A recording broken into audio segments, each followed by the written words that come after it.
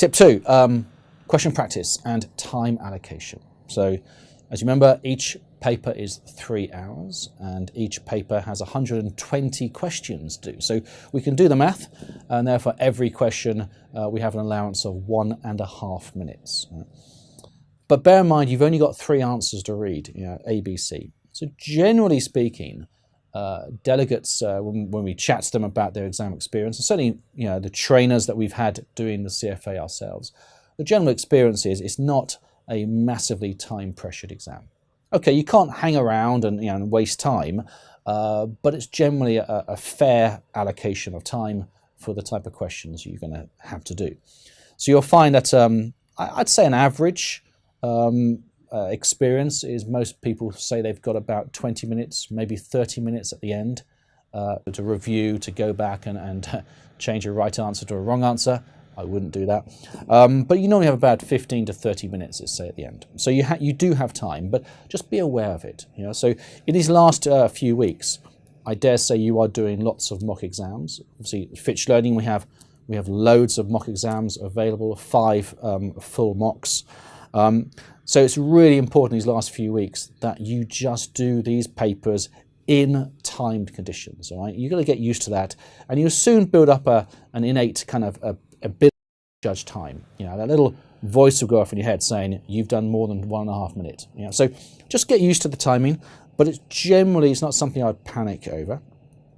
What I used to do, I must say, is if I saw a question that on my gut instinct I thought was going to take me too long, or even if it was a very long question, and some questions, the actual question itself could be 4, 5, 6 lines to read.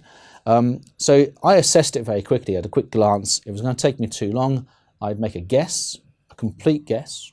So me, it was always B, a complete guess, mark it in there, and then I'd make a little note on my question paper and then come back to it at the end. And so at the end, you've got your 15 or 20 minutes. You can go back, relax, read it carefully. And I found that worked for me. If I didn't do that, then I'd start reading a question, and that little voice in my head would be saying 1.5 minutes, 1.5 minutes, and actually I'd rush it. Because you'll find some questions will take more than 1.5 minutes.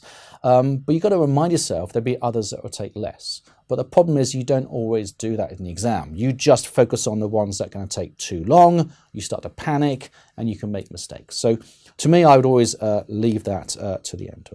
But the key is don't allow yourself to drift off the timing. Don't get too, I guess the phrase is bogged down. Just keep an eye on the timing. You can always guess and come back to it. Right? There's really no point spending 5 minutes, even if you get a question right, if it means that you run out of time and have to guess, let's say 2 or 3 at the end. Right? So just keep that idea about the timing. But on the whole, tons of question practice in the last few weeks, mock exams. Get used to doing questions on a whole range of topics. So don't just do derivative questions or economics questions. You've got to start training your brain to recall the whole curriculum. So that's where a mock exam, 3 hour, 6 hour, doesn't matter, but at least a 3 hour paper is absolutely vital. As a rule of thumb, it should take you longer to debrief your paper than it does to do it. All right, so for me, if I was doing a 3 hour paper, I'd probably want to allow 4 hours for a detailed debrief and make sure that you understood why you got the answer right, why you got it wrong. Did you get it wrong for the right reasons? I must say, when I was doing the exams, I found it quite useful creating a little code which helped me debrief it. Because if I've done a 3 hour paper and I'm now marking it, I don't remember when I'm marking it whether I was confident or not when I was doing question 3 or whatever. So I used to put a little code. I used to put, if a question I was pretty confident with, I'd put a little tick next to it.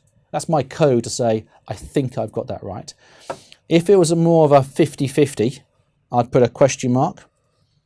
And if it was an absolute guess, no idea, never seen it before in my life, I used to put an exclamation mark.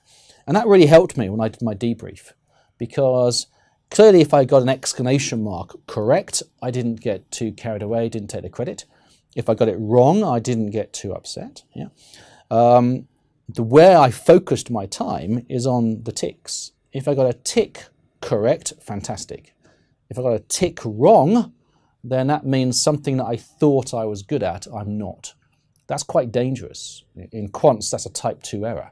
So I'd really make sure I debriefed any of those I got wrong very carefully and in full. And where I think you can add the most value is on the question marks, those 50-50s. If you can turn even half of them from 50-50 to say 70-30, then that's really the key to being successful. So maybe have a think about some sort of plan for helping you when you debrief it. But certainly question practice, timing, pretty vital.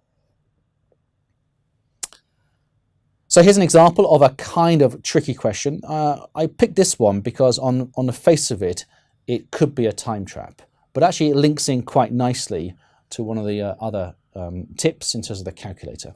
This question here is so easy if you use the calculator function. So all we're doing here is we are given information about a bond, and we're told that it has a yield of 3.4%. And that's on a semi-annual basis. So remember, when we quote yields, the assumption is it's quoted in a stated way or a nominal way. What that means is it's the actual return for the time period, simply then multiplied by the number of time periods in a year. So if it's semi-annual, that means we have the 6-month return times 2 equals 3.4%. Now in your calculator, the stated rate is called the nominal rate, or NOM. So we can use the I-convert function, that really important function. It's a yellow command above the number 2. So press the yellow second button and the number 2. And we can access the I-convert button. It helps if I turn mine on first. Anyway. Okay, so let's do this, shall we? It's really simple if you know that I-convert function. So let's type in the nominal rate given to us. Okay, so 3.404. Okay, so you hit the enter command at the very top and a down arrow.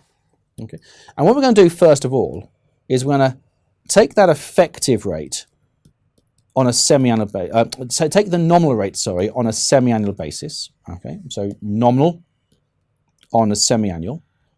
Work out what that is equivalent on a compound annual basis, what's called the effective basis, and then recalculate what that's worth on a nominal basis, but using a different frequency of cash flows, a different periodicity, as a CFA call it. Right? So we're going to go from semi-annual, so we have 2 cash flows in the year, to monthly, where clearly we're going to have 12 cash flows in a year. But the point is, the effective rate, that is the proper, true compound rate.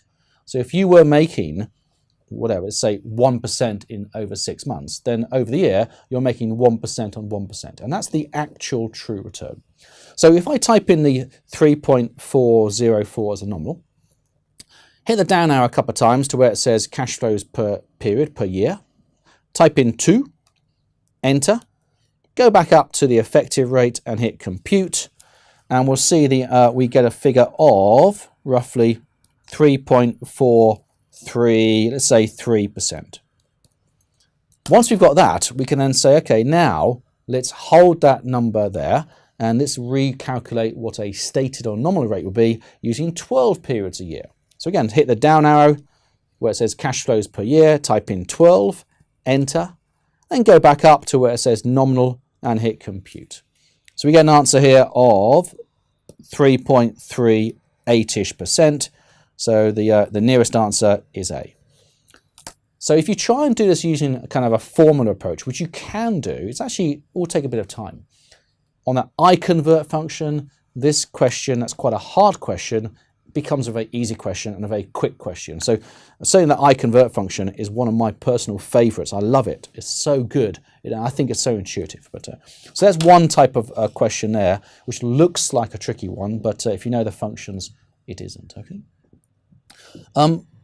Cash flow, another type of question. So before we do the question, we're going to a quick reminder of classifications, because this always comes up. I know we shouldn't talk about the exam, but it's a very, very big area in terms of cash flow classification and contrasting US GAAP with IFRS GAAP. Right? So This is not comprehensive, this slide, clearly, but these are the key differences in terms of interest and dividends. Right? So as a quick reminder, so for US GAAP, interest paid has to be classified as an operating cash flow, so CFO. Interest received has to be operating, CFO. Dividends paid, however, must be financing, or CFF. Yeah? Dividends received must be CFO, operating. So US GAAP gives you no flexibility. It's very, very rule-based, very clear rules that say this goes here. IFRS as a whole generally allows a bit more choice. Whether you think that's good or not is irrelevant, but it's a bit more choice. So they start off by saying, look, if you want to, you can do exactly the same as US GAAP.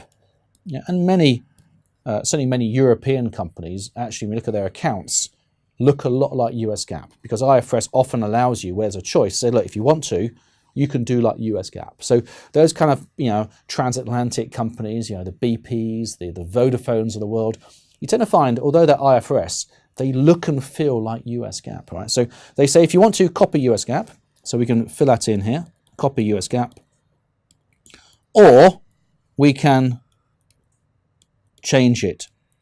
And the thing about IFRS is they say you can change it, but you have to still be consistent in how you change it. So what I mean by that is, take interest paid and dividends paid. You can argue that what's the difference there? In both cases, we've raised capital and we're now servicing that capital. So IFRS says in that case, put them both in the same section. So if you want to, if you're going to leave interest paid in CFO, then dividends paid should go into CFO. Or if you're going to leave dividends paid into CFF, interest paid should be CFF. So you can see here you have to be consistent between those two. And the same thing applies to income you receive on investments. You could leave them where they are, both CFO, or you could put them into CFI, which to me probably makes more sense. These are incomes on an investment. But anyway, it's up to you, but be consistent there. Okay, so a quick recap there. Let's have a look at a quick question to get the idea of these exam questions. You're almost certainly going to see this type of question here. It's using basic accounting information, and here we're asked to work out the cash flow from financing. Now, it's really common in all levels of the CFA that you'll get more information than you need. And so half of the technique here is obviously to identify what you're asked for. So if it was me, I'd be writing here very quick CFF. I'd make it very clear that I know what I'm targeting. And I'd then be trying to highlight what I need and either ignore or delete what I don't. So we've just gone through the classifications. We're told here it's US GAAP. So that makes things a lot easier, doesn't it? So US GAAP for CFF, what are we looking at? We're saying, okay, dividends paid, definitely going to be there. So we have dividends paid, so I'm definitely going to have the 60. But obviously, if I raise finance, if I issue a bond or issue shares, if I raise finance, that will have to be CFF. So here I'm issuing some common stock, so that's definitely going to be CFF. And I'm issuing a bond. There we are. Anything else? Equipment being purchased? Nope. That would, if I was asked, be going through CFI. Nothing to do with CFF. Fixed assets were sold. Well, okay, that would also be going through CFI, not CFF. And all the rest of the stuff down below is all relating to our operations. So it's kind of comes through CFO. So none of that is needed. So the 100 isn't needed. The 60 isn't needed. So I've got the bits highlighted. So typical exam technique, ditch what you don't need, focus on the key question, and then plug it together. So, okay, I'm spending 60 on dividends. That's an outflow, minus 60. I'm getting in 40 from issuing shares and getting in 160 from issuing bonds. So if I net all those off, so minus 60 plus 40 plus 160, I should get a positive number of 140. Yeah.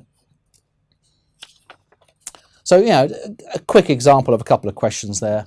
But please, think about those calculator shortcuts. If it's a really complicated question, it probably is a shortcut on your calculator. And just watch out for redundant or unnecessary information. Do not think you have to use all the information. And I can tell you now, if you're going to do this journey through CFA, the higher the level you go, the more irrelevant the information is. So when you get to like level 3, you might have a 2-3 page case study and 6 questions based on it. But of those 2 or 3 pages, the information you need could probably be done in half a page. So it's a common theme that you'll find.